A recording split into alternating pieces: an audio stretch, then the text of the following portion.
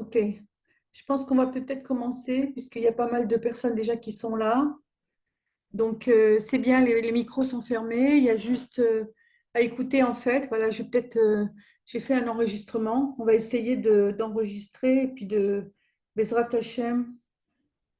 euh, Certainement que petit à petit, il y aura des gens qui arriveront. Alors, j'ai voulu faire comment dire, cette réunion pour qu'on parle un petit peu au niveau, qu'est-ce qui se passe en fait au niveau émotionnel.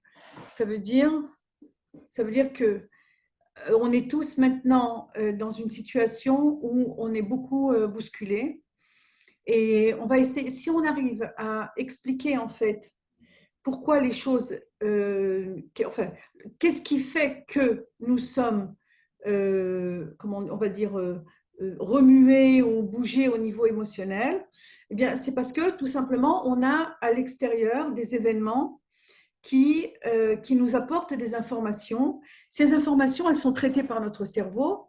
Alors, on va d'abord essayer de comprendre au niveau du cerveau, qu'est-ce qui se passe, c'est-à-dire comment fonctionne notre cerveau et comment est-ce qu'il nous envoie ces informations et nous donne ensuite des émotions.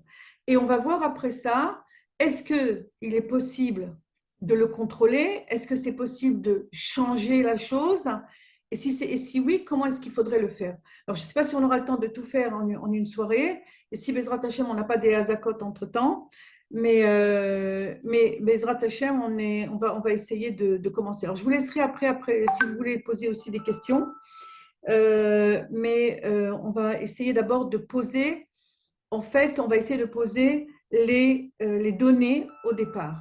C'est-à-dire, les premières données, on va les voir simplement, on va d'abord les voir au niveau, on va dire, au niveau physiologique, biologique, ce que nous ramène comme information les neurosciences pour comprendre comment on fonctionne. Parce que c'est très important, une fois qu'on a compris un petit peu notre fonctionnement, alors on arrive mieux à gérer. Mais si on ne sait pas comment on fonctionne et pourquoi on réagit d'une telle manière ou d'une autre, alors forcément, on est perturbé. Donc, la première des choses à comprendre, c'est que tout notre monde intérieur, il est dirigé, il est en fait, il est à l'écoute, à la vue de tout ce qui se passe à l'extérieur. Toutes les informations que nous envoient nos sens, ce sont des informations qui vont passer par une information, par un traitement plutôt analytique, c'est-à-dire notre cerveau va tout de suite essayer de réfléchir quoi faire, comment faire, qu'est-ce qu'il faut faire dans un moment de stress, comment est-ce qu'il faut faire dans un moment où il y a une azaka, où il y a des choses comme ça, où la personne elle se sent en danger. Hop. Alors, c'est sûr que sur le moment, il y a différents types de cas qu'on va voir. On va voir d'abord le cas où la personne, elle va ressentir des peurs ou des angoisses sans qu'il y ait forcément quelque chose à l'extérieur qui puisse la mettre en danger. Mais c'est une réaction qui provient plutôt des pensées. Alors, on a peur, on s'imagine, on croit que, on a entendu des informations, tout ça, le cerveau, tout de suite, il les fait rentrer dans un traitement de base. Et dans ce traitement de base, il cherche à savoir comment il va réagir, qu'est-ce qu'il va faire. Chacun avec ses capacités, chacun avec ses moyens. Mais nous arrivons tous nous arrivons tous à la même en fait, conclusion pour le moment que à l'heure actuelle, par exemple, la situation elle est difficile parce que on n'a pas de solution devant nous. Donc, La au niveau voisine, émotionnel, elle, on est elle nous a dit, doublement elle, perturbé. Attends, elle est Nelly, pas tu chez elle. peux Tu as enlever ton rigolé? micro, s'il te plaît. Nelly, tu peux enlever ton micro, je te remercie. Comme ça ne dérangera pas. Merci. Euh, donc, alors, qu'est-ce qui se passe? On reçoit des informations. Ça se passe dans la vie de tous les jours. Ça peut être des informations qu'on reçoit bonnes ou, chas shalom, le contraire.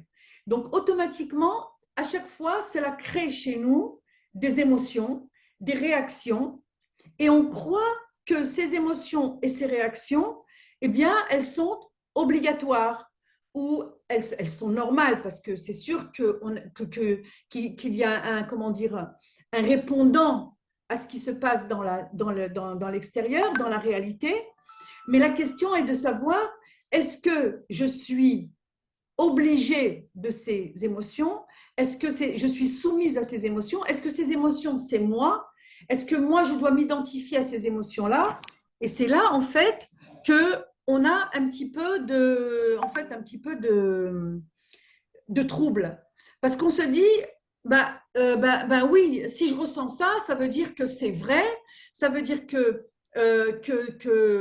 c'est normal, ça veut dire que c'est ce qui va se passer, on appréhende, on est tout de suite dans toutes sortes de conclusions par rapport aux émotions qui qui se sont éveillées en nous. D'accord? Et la question est de savoir qu'est-ce que je vais faire avec ça?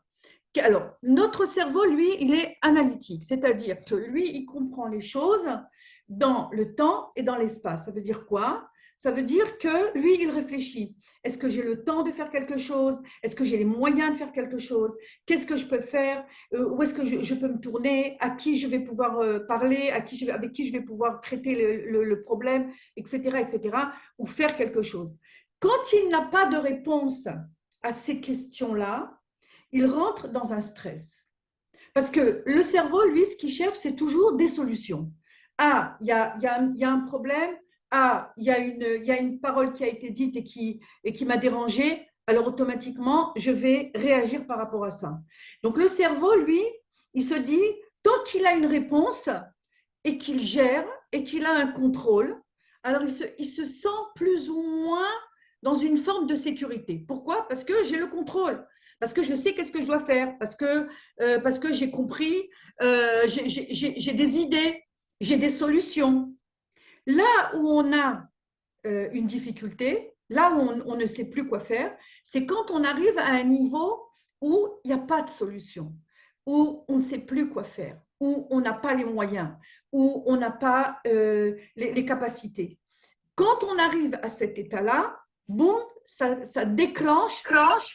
Hop, Hop, qui est-ce qui a qui mis un... est-ce qui a mis un... Attendez, j'ai un Attendez, j'ai un... double son. Voilà, si vous pouvez éteindre les micros parce que sinon ça me fait un écho dans le truc. Voilà. Donc, lorsque notre cerveau, il arrive à cet état qui s'appelle l'état en fait, de survie, ça veut dire de hisardoute, parce qu'il n'a pas de réponse aux questions qu'il se pose, à la situation dans laquelle il se trouve, il rentre dans un niveau plus haut de peur, de crainte, de panique, parce qu'il n'a pas trouvé, il sent qu'il a perdu le contrôle. Et notre problème aujourd'hui, c'est qu'il y a deux formes de panique. Il y a la panique, même quand on est dans un endroit sécurisé.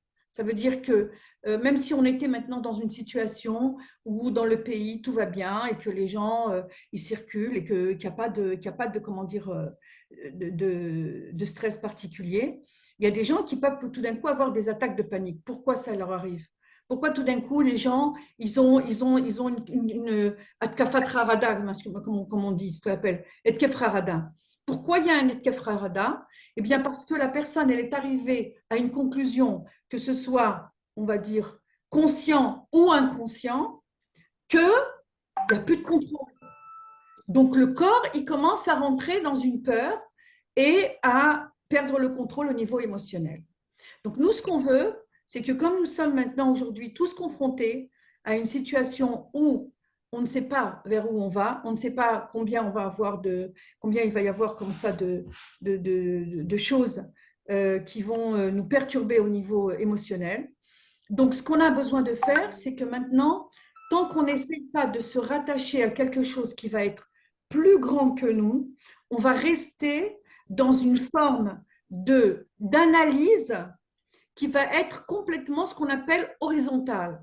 C'est quoi l'analyse horizontale? C'est l'analyse de la relation de cause à effet. Il y a une cause, cette cause-là, elle crée des effets, et ces effets, eh ben, ils me font peur, ils m'angoissent, je ne trouve pas de solution, etc., etc. Donc, dès que j'arrive dans cette situation-là, le corps, il commence à lancer des signes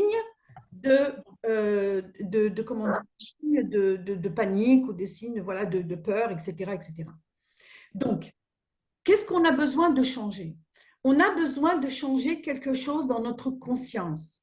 Parce que notre conscience, c'est elle qui va nous amener à nous élever au-dessus de nos émotions. Je voudrais juste, avant de parler de ça, je voudrais juste rappeler une nekuda qui est très importante et qui est de comprendre qu'est-ce que c'est que les émotions. Les émotions, on se pose la question. Ça, c'est une question qui a été posée il y a pas mal d'années dans le milieu scientifique. Moi, je vous parle maintenant des choses au niveau scientifique. C'est-à-dire que dans les neurosciences, on s'est posé la question. En fait, qui nous sommes? Qu'est-ce qu'on est? Est-ce que quelqu'un, quand il fait quelque chose, c'est ça qui le définit? Ou ce qu'il ressent, c'est ça qui le définit? Ou ce qu'il pense, c'est ça qui va le définir? D'accord? Donc, dans ce qu'on appelle, dans tout ce qui est au niveau de l'analyse en fait, de nos comportements et de nos états, de ce qu'on appelle des états de conscience, il y en a trois. Il y a la pensée, il y a les émotions, et on va inclure avec ça aussi la parole, parce que ça rentre dans cette même case. Et il y a les comportements. Il y a déjà plus de 30 ans de ça ou 40 ans de ça qu'on a compris que nous ne sommes pas nos comportements. On a des comportements, mais nous ne sommes pas. Ça veut dire on ne va pas s'identifier à ce que nous faisons. Mais on a compris que, que nous sommes au-delà de ça. Ça veut dire que nous ne sommes pas que ça. Nous avons des intentions dans les comportements, mais nous ne sommes pas ces comportements. On ne va pas s'identifier avec son... On peut faire une erreur, on peut se tromper, on peut faire une bêtise, mais ce n'est pas ça qui va nous définir. Est-ce qu'on va se définir maintenant par rapport à nos émotions? Ça, c'est aussi une grande question parce que l'émotion, c'est déjà quelque chose de plus intime, on va dire. C'est quelque chose qui est plus proche de nous. Et donc, on a l'impression que quand on ressent quelque chose, c'est moi. Évidemment, c'est moi qui le ressens. Évidemment que ce que je ressens, c'est parce que la personne d'à côté ressent. Donc, on est ici devant une dimension qui est beaucoup plus individuelle, personnelle, mais on pourrait croire que on est notre émotion. Si je suis maintenant en colère, c'est moi je suis en colère, d'accord? Ce qu'on a besoin de faire, c'est qu'on a besoin de mettre de la distance par rapport à ça. Dans le monde du judaïsme, Baruch Hashem, dans le monde de la Torah, de la Chassidoute, on a déjà compris depuis longtemps que comment dire, nous sommes activés par nos sens, par tout ce qui est. S'il vous plaît, est-ce que vous pouvez enlever vos micros? Je sais pas, Gabali. Attends, moi. Merci. Alors, lorsqu'on parle des émotions, alors on va parler de la troisième dimension, mais on va revenir aux émotions. La troisième dimension, c'est la pensée. La pensée, elle a aussi un rôle très important parce que ma pensée peut activer mes émotions. Et ça, c'est très grave. Parce que quand je suis dans la pensée, c'est encore plus intime que l'émotion. Parce que l'émotion, elle peut encore s'exprimer à l'extérieur. Mais la pensée, elle va être encore plus profonde. Donc, plus je suis dans un système de pensée, plus, en fait, je peux moi-même activer mes émotions. Parce que je vais repenser à des choses, parce que je vais me remettre dans des situations que j'ai vécues. Et facilement, le cerveau va me faire croire comme si comme si j'étais dans la situation même. C'est pour ça que ça, c'est une révélation qui a été faite par les neurosciences, qui disent que, en fait, tout ce qui se passe dans notre cerveau c'est-à-dire que quand on se retrouve dans une situation, qu'on repense à quelque chose, qu'on se remémorise quelque chose, eh bien, on va le revivre de la même manière que si on était dedans au moment présent. Ça veut dire qu'en fait, on est complètement dans l'imaginaire. Alors, cette émotion, elle est vraie ou elle est fausse? Elle existe, elle existe où? Elle n'existe pas, elle n'existe que dans notre tête, elle n'existe que dans notre imagination. D'accord? Donc, alors on va refaire après la différence encore avec ce qui se passe dans la réalité d'aujourd'hui, parce qu'aujourd'hui on est dans une réalité où vraiment malheureusement on a des choses qui se passent réelles. Mais avant d'en rentrer dans ce réel, on va aussi essayer d'identifier chez nous-mêmes quand est-ce qu'on est dans du réel et quand est-ce qu'on est dans l'imaginaire. Ça, c'est déjà un premier point, c'est déjà une première prise de conscience. La deuxième prise de conscience, c'est de savoir, lorsqu'il y a un déclenchement au niveau émotionnel, est-ce que je peux choisir de rester dans une émotion, dans cette émotion-là, ou si j'ai envie de changer de registre émotionnel? Est-ce que j'ai envie de me mettre dans une autre émotion? Alors évidemment, tout ça, ça demande beaucoup de conscience et de connaissance de soi pour bien savoir exactement où est-ce que je me trouve au moment de l'émotion. Alors d'abord, il faut savoir une chose. Tout ce qui s'appelle comportement, quand je parle de comportement extérieur, hein, de faire quelque chose. Quand on parle d'émotion, quand on parle de pensée, dans le langage de la chassidoute, ça porte un nom. Ça s'appelle un levouche. Ça veut dire que même ça, c'est pas moi. Ça, c'est quelque chose que j'emprunte pour exprimer quelque chose que, que je pense ou que je vois ou que je comprends ou que j'ai analysé, etc. Maintenant, qu'est-ce que je veux faire avec tout ça? Eh ben, je vais essayer d'évoluer. Parce que si je reste dans ma compréhension au niveau de mon cerveau, il ne va pas aller très loin. Une fois qu'il aura fini toutes les analyses de la logique, de la compréhension de la relation de cause à effet, de l'interprétation que je peux faire sur les choses, il va très vite euh, finir ses batteries. Parce que là, il va se dire, bon, ben, là, j'ai plus rien à faire et donc je suis dans un manque de contrôle. Et c'est là que ça provoque les crises de panique et de peur. D'accord? Maintenant, quand on sait tout ça, on va se reposer maintenant une question fondamentale. La question, elle est fondamentale. Il faut bien se le dire dans la tête qu'en ce moment, étant donné que nous sommes en train de vivre des moments très importants au niveau de la Hashgacha, de la providence, c'est-à-dire que Akadosh Baruch Hu, maintenant, il nous a mis en fait devant une situation peut-être beaucoup plus stressante que ce qu'il y avait il y a 3 ans avec le Covid, et qu'on retourne un petit peu dans une situation pareille, où on retourne dans une espèce de bulle comme ça, qui crée de toutes sortes de tensions et de peurs, etc. Donc il faut pas oublier qu'il y a derrière tout ça une intention qui est beaucoup plus grande que tout ce qu'on peut gérer, tout ce qu'on peut voir, tout ce qu'on peut comprendre de façon analytique autour de nous. Et donc cette intention-là, qui est beaucoup plus grande, qui est beaucoup plus élevée que nous, c'est là qu'on doit se rattacher. Parce que dans les conditions dans lesquelles nous sommes actuellement, d'accord, on peut avoir, Baruch Hashem, le sentiment que voilà, qu'il y a l'armée, qu'il y a des gens qui sont là en train de faire des choses, qui sont en train vraiment de vouloir aider et que Hachem il les protège, etc. Eux-mêmes, ils sont en danger, etc. Donc, c'est une situation qui est très comme ça, qui est très bouleversante dans le sens où eux aussi, ils sont quelque part chasséronim. Eux aussi, ils sont quelque part dans une situation où ils font leur maximum. Donc, quand on est dans une situation comme ça, on a besoin de se rattacher à quelque chose de plus haut. C'est comme un enfant.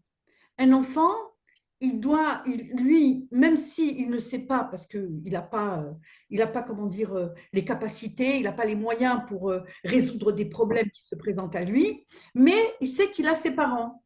Donc ses parents lui donnent la sécurité, que voilà, il y a quelque chose, mais en fait, voilà, heureusement, il y a les parents. C'est pour ça que l'image parentale est très importante, parce que c'est ça qui donne la sécurité à l'enfant par rapport au problème qu'il ne peut pas résoudre.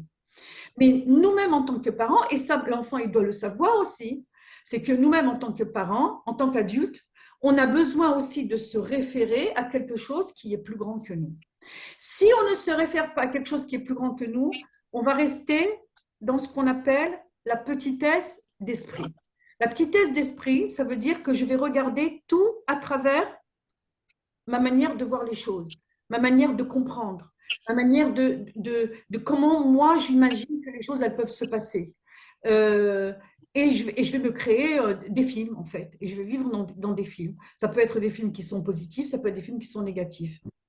Donc, mais on ne veut pas arriver à ça, parce qu'en réalité, on serait ballotté. Donc, on a besoin de comprendre comment l'imagination ici nous fait perdre le contrôle. Parce que, parce que même si il y a une situation qui est très difficile, même si on est dans une situation où on sent qu'on a perdu le contrôle, on a encore une chose, c'est que tant qu'on est dans un, comme maintenant par exemple, on va dire, quelqu'un qui rentre dans un mamad, bon, bah, il se sent plus ou moins en sécurité, mais il peut être angoissé. Maintenant, qu'est-ce que je vais faire avec ça si moi, je veux essayer d'arriver à une conscience plus élevée que là où je suis? Parce que là où je suis dans ma conscience, je vais rester dans la panique, je vais rester dans la peur, je vais rester dans quelque chose de négatif. Comment je vais faire pour pouvoir sortir de ça? Pour sortir de ça, j'ai besoin de me rattacher à quelque chose de plus grand. Même si cette chose qui est plus grande, ben, je ne la vois peut-être pas en face de moi. Je ne peux pas peut-être le ressentir. Pourquoi? Parce que ce que je ressens, ce que mes sens vont me envoyer comme information, c'est uniquement ce que j'interprète de la réalité qui est autour de moi. Maintenant, je ne vais pas rester coincée là, je vais essayer de monter plus haut. Monter plus haut, ça veut dire que je vais me rattacher à quelque chose où je sais qu'il y a une intention plus grande. Se rattacher à la émouna, à la tikva, à la foi. Et quand on se rattache à ça, eh bien, en fait, c'est là qu'on va faire descendre la hashgacha. Ça veut dire, la providence, elle fonctionne sur deux, comment dire, de façon réciproque. Plus je vais croire, plus je vais mettre ma confiance en Hachem, plus je vais lui donner de la force, parce que je vais dire que c'est lui qui réellement qui dirige les choses, plus il va me protéger, plus il va me donner, il va intervenir. Mais si maintenant je reste coincée dans la pensée que, ah ben non, alors c'est vrai que d'un autre côté, on ne peut pas non plus nier la nécessité de se protéger, d'avoir une armée, on n'est pas à un niveau de foi à ce niveau-là voilà, pour ne rien faire. Euh, c'est comme, euh, c'est comme tout ce qui se passe au niveau, par exemple,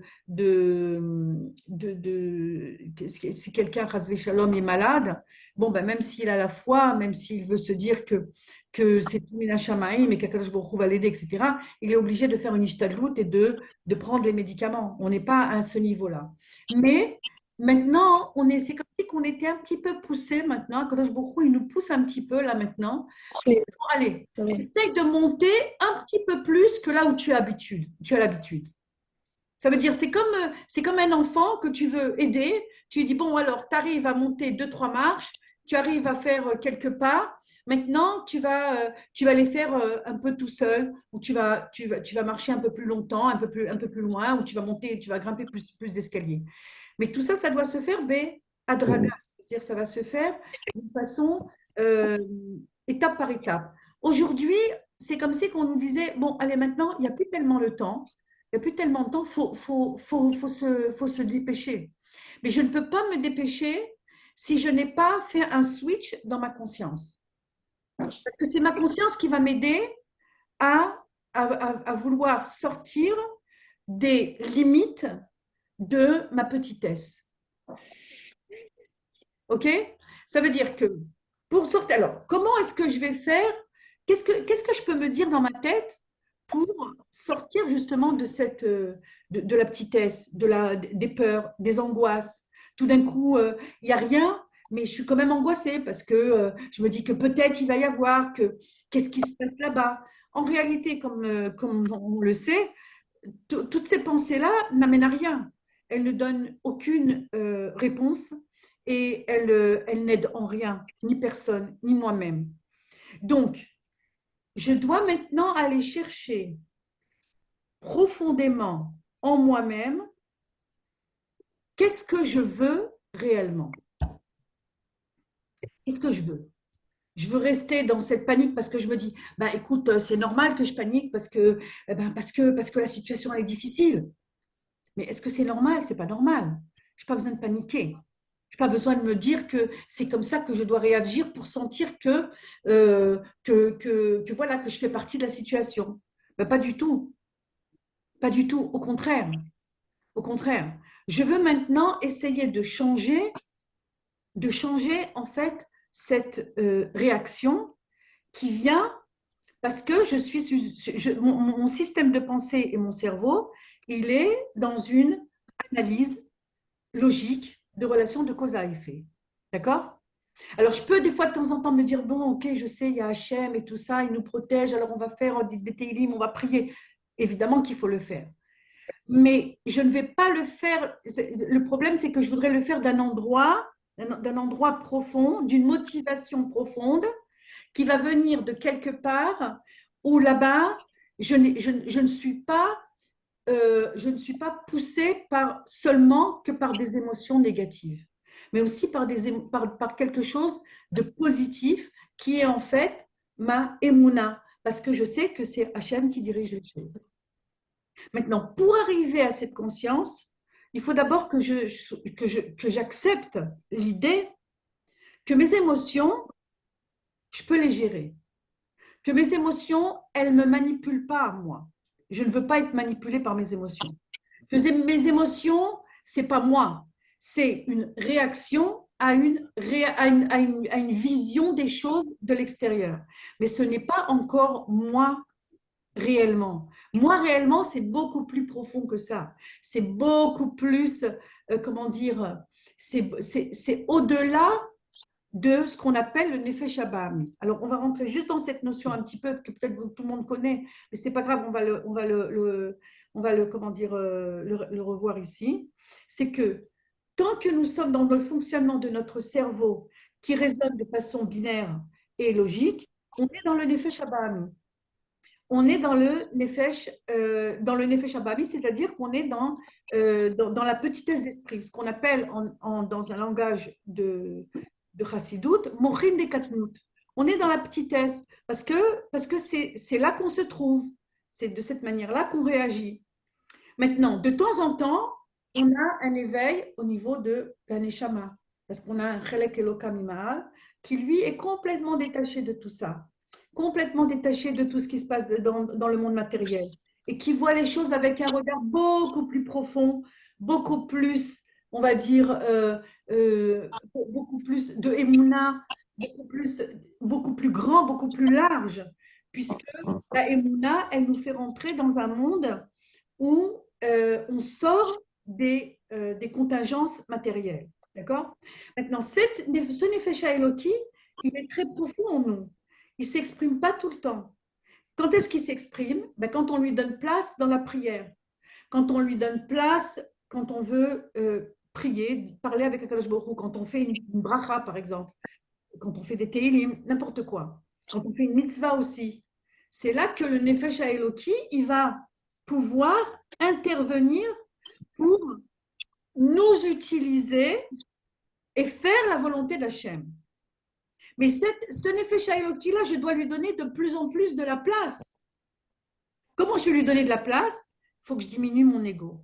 Il faut que je diminue mes réactions spontanées, impulsives, logiques. Tout ça, ce sont des réactions qui m'éloignent de ce que ma neshama, elle pourrait venir m'éclairer, me donner des couchottes, me donner plus de force, me donner plus comment dire, de vision. plus large. Et là, on rentre dans ce qu'on appelle des mochim négatifs. Alors, on ne peut pas être tout le temps là ou tout le temps là. Eh bien, on va se balancer. On va se balancer.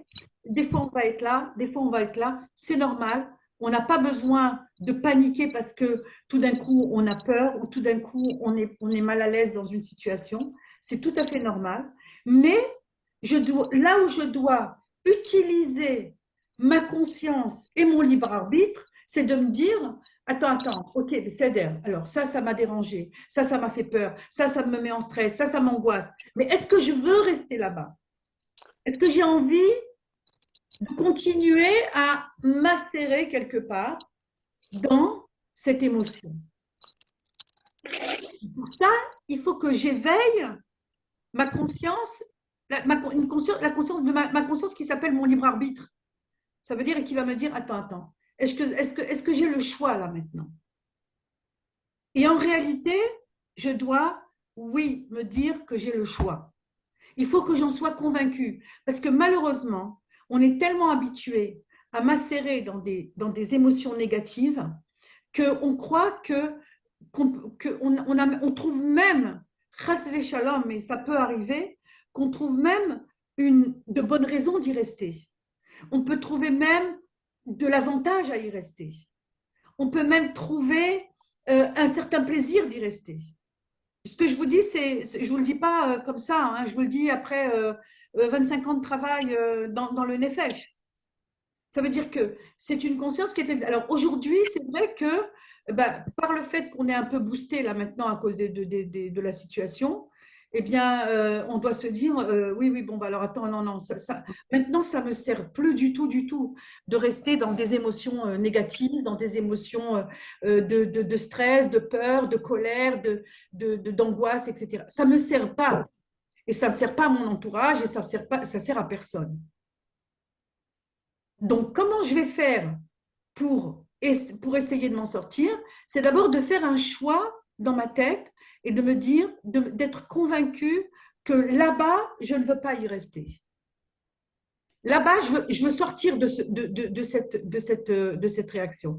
Par exemple, alors ça peut se traduire aussi encore autrement. Je vais vous donner encore une autre dimension. C'est la dimension au niveau de la pensée. On a dit tout à l'heure que même la pensée, c'est pas nous. Pourtant, la pensée, c'est quelque chose qui est le plus proche de nous. Quand on pense, ben, c'est moi qui pense, c'est pas quelqu'un d'autre. Mais en fait, mes pensées, elles sont aussi des enveloppes, comment on va dire, des enveloppes, comment dire, une manière dont mon cerveau a trouvé pour réagir, pour penser à certaines choses. Parce que ça va être encore quelque chose qui va rester au niveau de l'analyse, de la compréhension, de l'interprétation, etc. Maintenant, même dans mes pensées, si j'ai tout d'un coup des pensées qui se déclenchent et qui viennent me raconter des histoires pas très belles, pas très positives, qui viennent me rappeler des souvenirs. Pour le moment, là, autour de moi, il ne se passe rien. Mais mon cerveau, automatiquement, il est projeté vers des choses négatives. Et je vais vous dire une chose qui est une révélation scientifique de maintenant, parce que maintenant, on a des moyens pour vérifier comment le cerveau il réagit et on arrive très bien, les neurosciences arrivent très bien à analyser tout ça. C'est de se dire, de comprendre que notre cerveau, quand on reste dans une petitesse d'esprit, il va le plus souvent aller rechercher des émotions négatives. Pourquoi c'est comme ça? Même la science ne l'explique pas. Nous, on peut le dire. Nous, on peut l'expliquer parce qu'on sait que c'est une forme comment dire, de ce qu'on appelle les clipotes, ça veut dire le Yetzerara qui vient et qui veut nous faire rentrer dans ce qu'on appelle la marachroura, ça veut dire dans les mauvaises pensées, dans les mauvaises choses, dans les mauvais sentiments, dans les peurs, etc. Parce que tout ça, ça nous éloigne de quoi? Ça nous éloigne de l'essentiel. Ça nous éloigne d'Hachem. Donc, quelque part, le Yetzerara, comment dire, il a de bons intérêts à vouloir nous faire aller là-bas. Mais même ça, je dois me dire, quand je me rends compte que tout d'un coup, je suis en train de vaciller sur des pensées noires, boum, il faut que je me ramène. Ah non, non, non, attends, est-ce que c'est ça que je veux penser? Est-ce que c'est de ça que je veux m'occuper maintenant? Tout ça, c'est des questions, c'est pas des questions, c'est une conscience de où je suis, qu'est-ce qui se passe dans ma tête, qu'est-ce que je fais avec. Moi, j'ai entendu il y a très longtemps d'un très grand rave qui disait, quelqu'un qui a une mauvaise pensée, euh, une mauvaise pensée qui vient d'une mauvaise mida, qui veut se venger, qui veut faire quelque chose de mal, ou qui, en réalité, il n'est pas jugé sur cette pensée. Pourquoi? À partir de quel moment il est jugé sur cette pensée? Il est jugé sur cette pensée à partir du moment où il a accepté de l'entretenir. Si elle est passée, bon, ben, j'ai une pensée, tout le monde peut avoir, aujourd'hui les pensées, vous savez, c'est des choses qui circulent dans l'air, alors on peut se trouver dans un endroit où il y a des énergies qui sont négatives, et puis tout d'un coup on a des mauvaises pensées, on ne sait pas pourquoi, mais ce n'est pas ça le problème. Le problème, c'est qu'est-ce que j'en fais? Est-ce que je me complais là-dedans? Est-ce que je vais entretenir ça par des pensées encore plus et à réfléchir et à essayer de comprendre et à me donner des explications et à tout en même temps à chaque fois essayer de manipuler tout ça dans ma tête? Ou alors est-ce que je vais me dire, attends, attends, attends, moi j'ai pas du tout envie d'être là-bas, j'ai pas envie de rentrer dans dans ce film. C'est pour ça que en réalité l'expression tu te fais des films ou tu es dans un film, eh ben, c'est vrai. Ça, c'est des expressions qui sont très fortes, qui sont très populaires, mais qui expriment la chose la plus profonde qu'il puisse y avoir. Puisque aujourd'hui, on a compris que notre cerveau, il vit dans des films.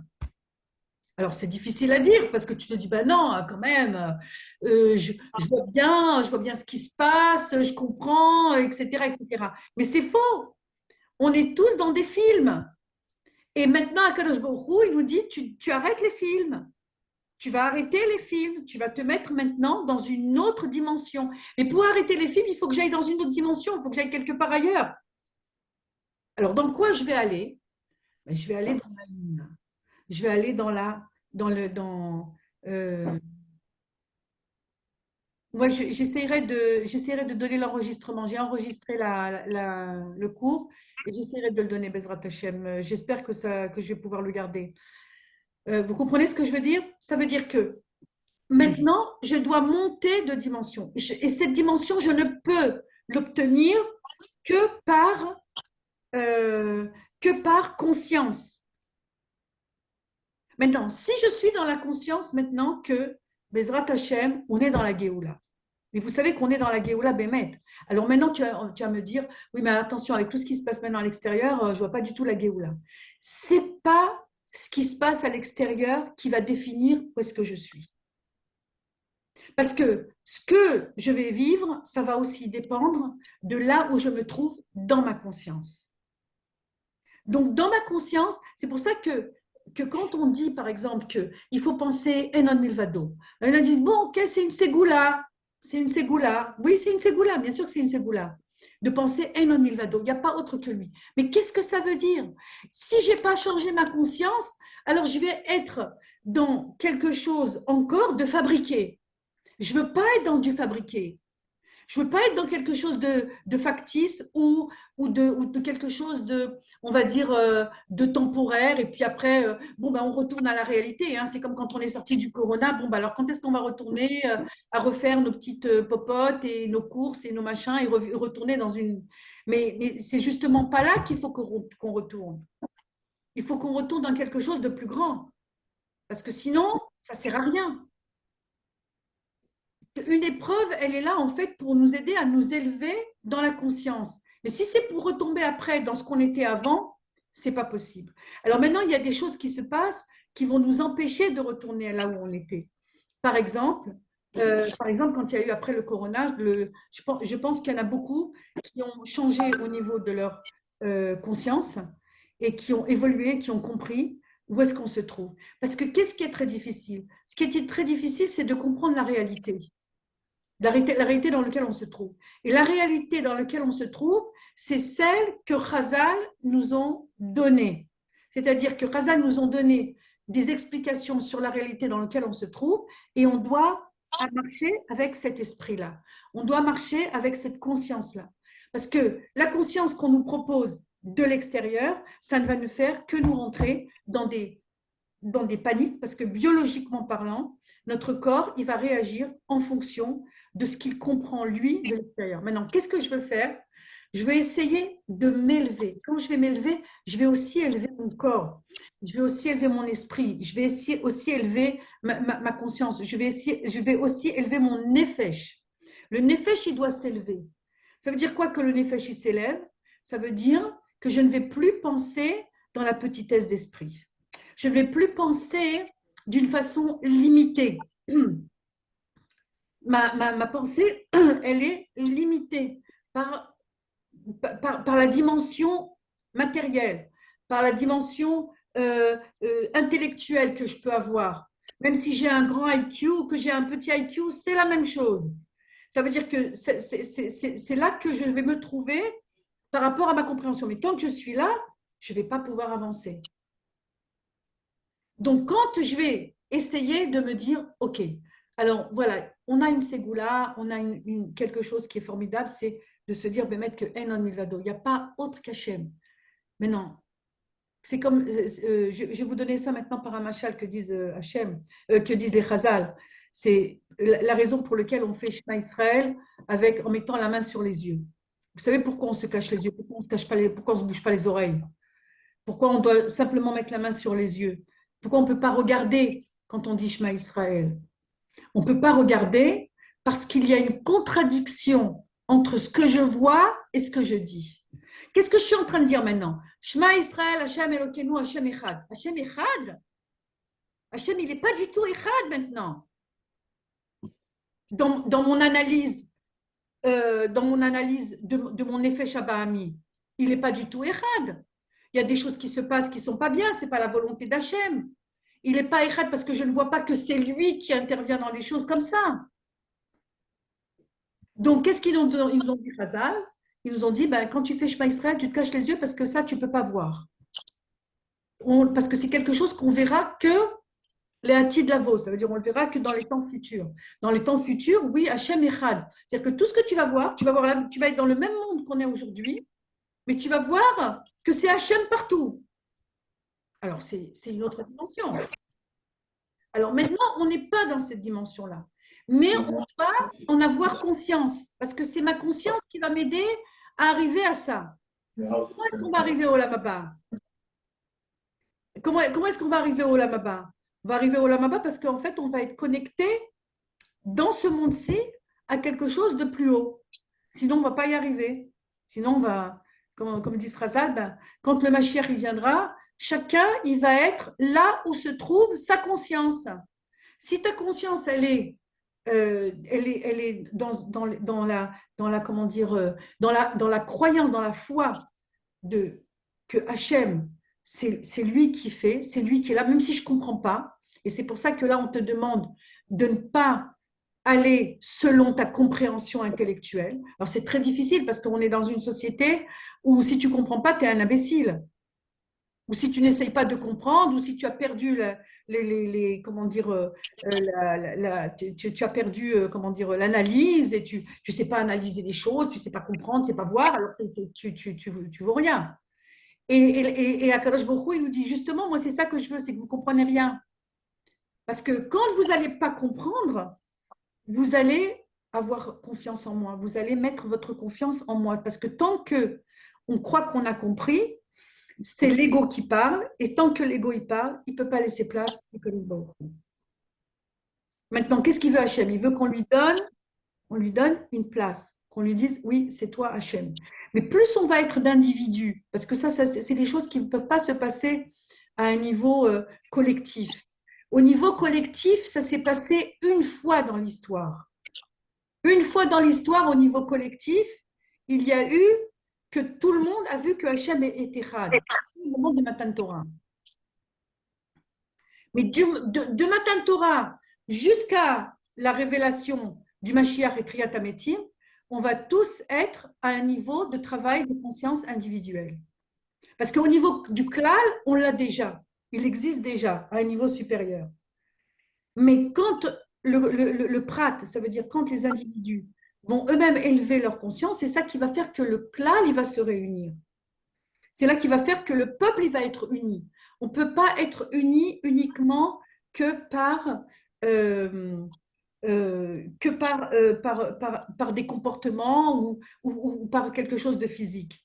On doit être uni à un niveau beaucoup plus élevé, beaucoup plus élevé. Et entre autres, c'est Ve'afta l'iracha kamocha, qui est une mitzvah de aimer son prochain, que tu le connaisses ou que tu ne le connaisses pas. Qu'est-ce que ça va faire si j'aime quelqu'un que je ne connais pas? Ben, ça va faire qu'il y aura une union, qu'il va y avoir quelque chose qui va s'unir à un niveau beaucoup plus grand. Et c'est ça qui va nous aider par la suite à, Bezrat Hashem, à faire, en fait, le Malchut Hashem. Puisque le Malchut Hashem, il va dépendre, en fait, il va dépendre de nous. Malchut Hashem, il nous attend. Akadosh Baruch Hu, en fait, jusqu'à maintenant, qu'est-ce qu'il a attendu? Il a attendu que nous, comme les dernières générations, hein, parce que malheureusement, enfin, pas malheureusement, mais Baruch Hashem, on a ce srout, en fait, d'être la génération du talon, c'est-à-dire celle qui, le talon, comme on dit, c'est l'endroit le plus bas du corps, mais c'est lui qui soutient tout le corps. Et s'il n'y a pas de talon, ben, il n'y a pas de tête, il n'y a pas de corps, il n'y a rien du tout. Et donc, toutes les générations, comment dire, elles tiennent grâce à nous. Et c'est Ton Esther, c'est sa mère. comment? Allô? Ça vous ennuie Non, pas ça vous ennuie pas d'enlever les micros?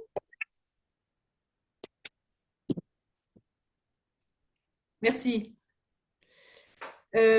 Regardez, si vous voulez, je peux vous laisser quelques minutes pour poser des questions. Mais on va essayer de faire ça, comment dire, dans l'ordre pour ne pas qu'il y ait de la pagaille. Alors, si quelqu'un veut poser une question, elle peut ouvrir son microphone. Mais avant ça, je voudrais encore vous dire j'ai plusieurs choses à vous dire avant ça. On a parlé que, OK, on va essayer de maintenant d'avoir la conscience que l'émotion négative, on ne veut pas y rester, quelle qu'elle soit. Comment je vais faire maintenant pour m'en débarrasser? Je vais m'en débarrasser par le fait que, et ça ne peut être que de la répétition, ça ne peut être que de l'exercice mental parce que notre cerveau doit s'habituer aussi à ça, c'est de déclarer que je ne m'identifie pas à cette émotion. Ça, c'est le plus dur. Ça veut dire que maintenant, j'ai peur. D'accord? On va dire que maintenant, j'ai peur. J'ai peur, Stam, j'ai peur parce que la situation est difficile, parce que j'ai plein de pensées qui rentrent dans ma tête. Donc, maintenant, c'est de faire un arrêt sur image, on va dire, un arrêt sur notre manière de penser, de ressentir, et de dire maintenant, je vais aller chercher en moi quelque chose de beaucoup plus profond pour me dire, ça, j'en veux pas parce que ça, c'est de l'imagination. Ça fait partie de l'imagination. Mon cerveau, il est en train maintenant de me faire entrer dans un film pour me faire ressentir des choses et pour m'entraîner dans quelque chose où je veux pas aller. Parce que qu'est-ce qu'elles sont ces émotions qui nous perturbent? Ben, c'est de l'énergie. C'est de l'énergie, c'est tout pur de l'énergie. Cette énergie, en fait, si elle est mal utilisée, je ne vais pas pouvoir être efficace. Je ne vais pas pouvoir faire les choses qu'il faut faire. Je ne vais pas pouvoir garder mon esprit clair. Je ne vais pas pouvoir peut-être aider d'autres personnes. Je vais être complètement dans une énergie négative. Donc, qu'est-ce que je dois me dire? Ben, la première des choses, c'est de me dire, je veux sortir, je déclare, je décide que je ne veux pas rester dans cette émotion. C'est pas ça que je veux. Maintenant, ok, je le ressens, je le reconnais, parce qu'il ne s'agit pas non plus de dénigrer, il ne s'agit pas non plus de dénier la chose et de dire non, non, ça va, tout va bien, je ressens rien, c'est pas, je n'ai pas peur, je suis pas en colère, je suis pas angoissée. Non, non, non. Au contraire, je vais l'identifier parce que plus je vais l'identifier, plus je vais pouvoir le gérer. Qu'est-ce qu'on ne gère pas? Qu'est-ce qu'on n'arrive pas à gérer? On ne gère pas ce qu'on n'a pas identifié.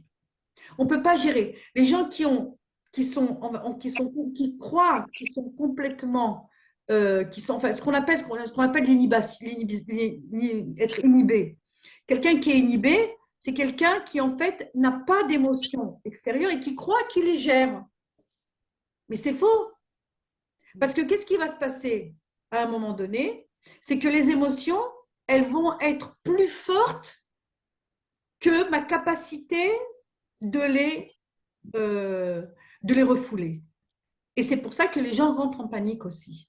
Parce qu'au bout d'un moment, eh bien, l'émotion est tellement forte, ou comme on a vu il n'y a pas longtemps, là, quelqu'un qui m'a dit il y avait il y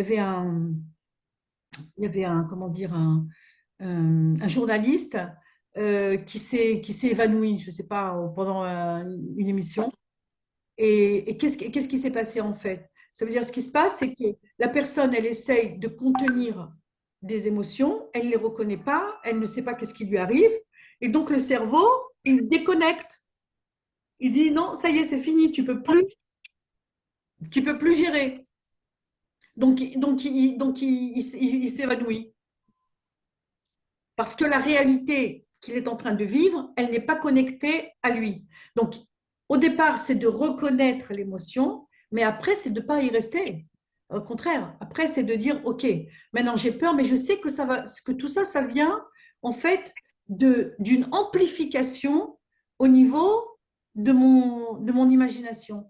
C'est mon imagination qui amplifie la situation, qui me fait voir des choses peut-être d'une façon beaucoup plus grande. Je ne parle pas maintenant de choses c'est pour ça que je dis il faut que chacun qui soit conscient de ses capacités au niveau émotionnel. Parce qu'aujourd'hui, tout le monde ne peut pas regarder ce qui est diffusé dans les médias. Même si on croit qu'on doit être au courant, on doit être au courant. Mais on n'est pas obligé de regarder tout ce qui se passe parce que pour des gens, ça peut être dangereux. Pour des gens, ça peut être très mauvais parce qu'ils n'ont pas des capacités.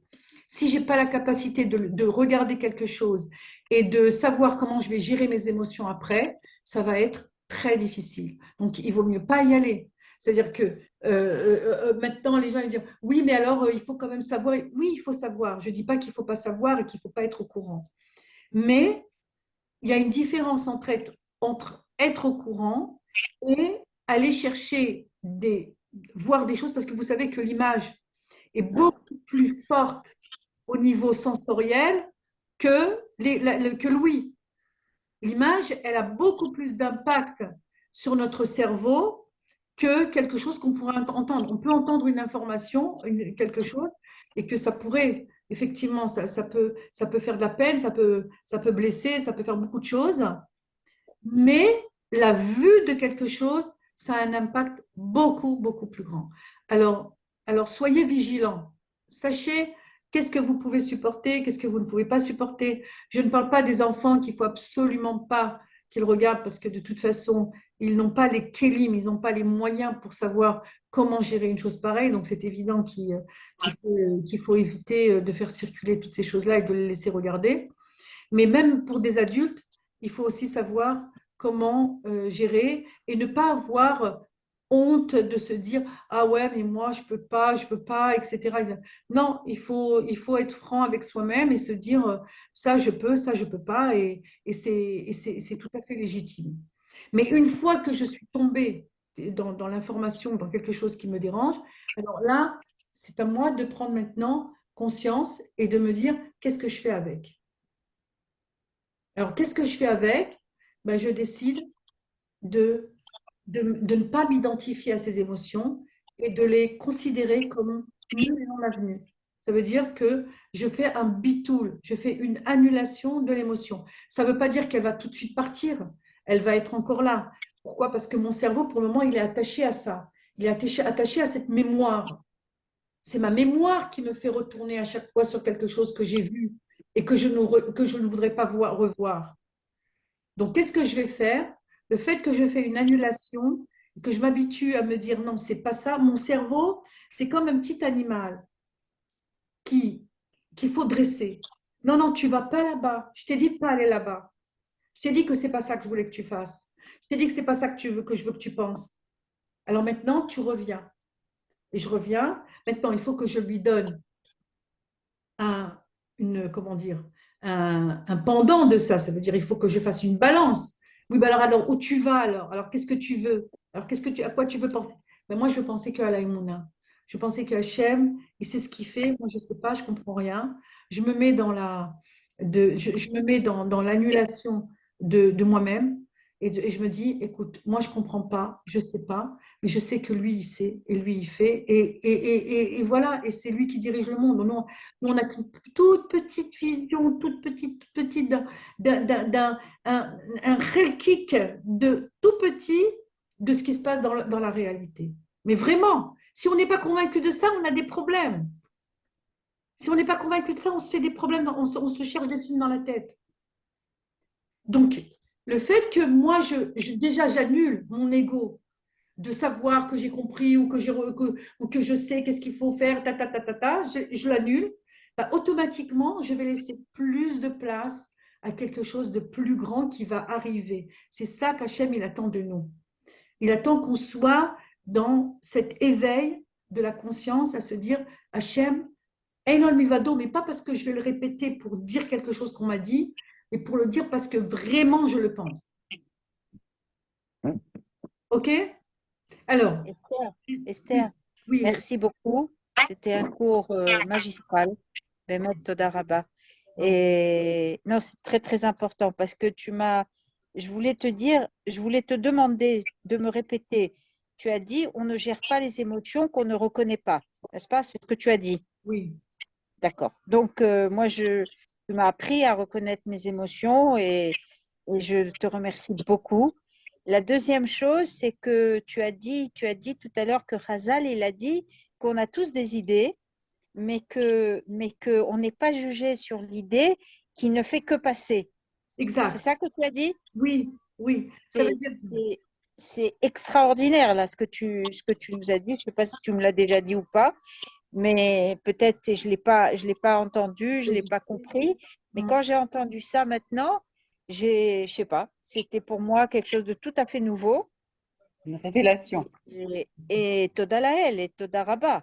oui. Voilà. Alors, c'est Euh, bien. Alors, c'est bien que tu soulèves ça parce que Bémet, on a parfois des sentiments de culpabilité par rapport à ça. Comment je peux penser à une chose pareille et c'est pas bien, il faut pas oui, penser à ça, oui, etc. Tu vois? oui, Si oui, je sais maintenant, exactement.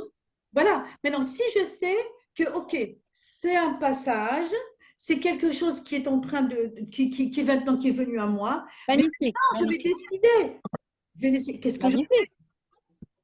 Ça veut dire que tout est possible. Ça veut dire que les chemins sont ouverts. Baruch Ça veut dire Hashem. que Baruch Hashem, que Nachon. c'est une liberté. Ouais, C'est une Baruch liberté que Hashem. l'on reçoit.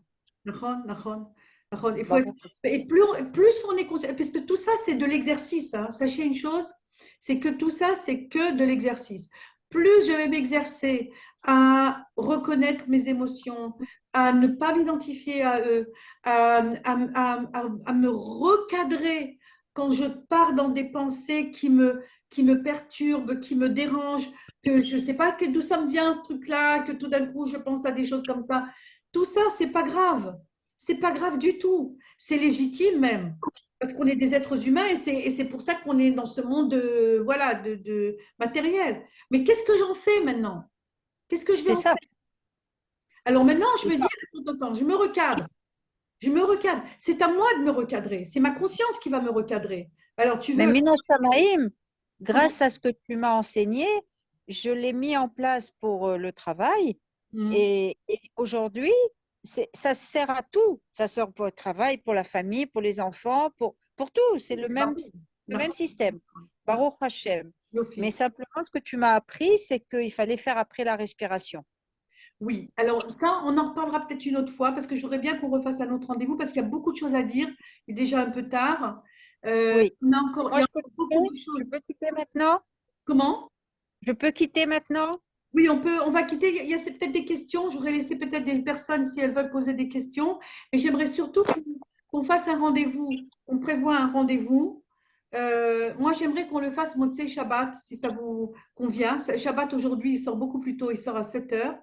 Et si ça D'accord. convient à tout le monde, vous pouvez m'envoyer comment dire, un petit OK en message privé sur WhatsApp.